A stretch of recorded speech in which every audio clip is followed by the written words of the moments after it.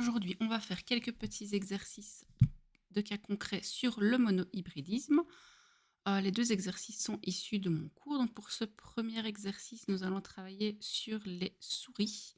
Nous allons prendre l'exercice 3 du cours. Donc on croise différents couples de souris. Dans le premier cas, donc un couple composé d'un mâle noir, une femelle brune, et il nous donne 18 bébés noirs, c'est-à-dire 100% de bébés souris de couleur noire.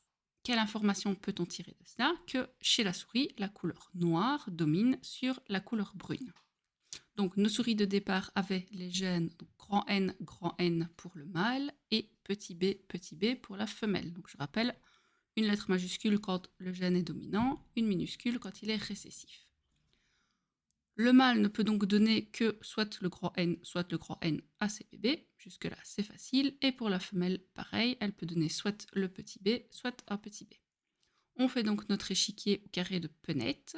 On distribue alors chaque gène et on regarde donc les différents génotypes et phénotypes que l'on peut obtenir chez les bébés souris. Ici, on voit qu'on obtient dans 100% des cas des petits qui auront un génotype grand N, petit b, avec le N dominant, et 100% des souris auront donc le phénotype noir. Donc on n'obtient que des bébés souris noirs. On voit que, dans la suite de l'énoncé, on parle d'un deuxième couple de souris, également composé d'un mâle noir et d'une femelle brune, mais qui, eux, donnent des bébés noirs et des bébés bruns.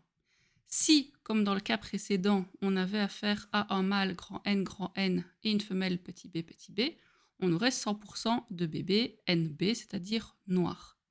Ce n'est pas possible, ce qui veut donc dire que pour ce deuxième couple de souris, le mâle était hétérozygote. Hétérozygote, donc je rappelle, ça veut dire qu'il porte deux gènes différents. Comment peut-on savoir que la souris est hétérozygote? Parce que dans les bébés, on en a au moins un de la couleur récessive. Donc automatiquement, ça veut dire que la souris qui porte le gène dominant est hétérozygote. Là, on aura donc une distribution de gènes un peu différente. Ça veut dire que la souris mâle était grand N petit b et peut donc donner à ses enfants soit le grand N couleur noire, soit le petit b couleur brune. Et la maman est brune, donc elle obligatoirement petit b, puisque quand on est récessif, on est obligé de porter deux fois donc le même gène, le même allèle. On crée notre petit carré de Punnett, on distribue alors les gènes aux 4 possibilités de bébés, et là on voit que on obtient alors une partie des souris grand N petit b au niveau de leur génotype, qui vont donc être noirs puisque N est dominant, et une partie des souris petit b, donc des souris brunes, puisque le petit b est récessif et porté deux fois. Alors maintenant, si je vous donne deux souris noires, une grand N et une grand N petit b, comment savoir laquelle est laquelle? Puisque physiquement, le phénotype étant le même, on ne peut pas les différencier. Eh bien, la seule façon, c'est de faire comme dans l'exercice, de croiser les souris noires avec une souris de couleur récessive, c'est-à-dire, dans ce cas-ci, brune.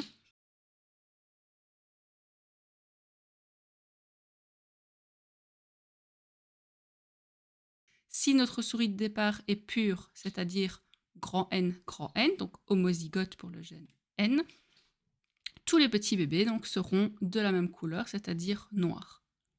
À partir du moment où on obtient un seul bébé d'une autre couleur, donc de la couleur récessive, ça veut dire que notre souris de départ était donc hétérozygote.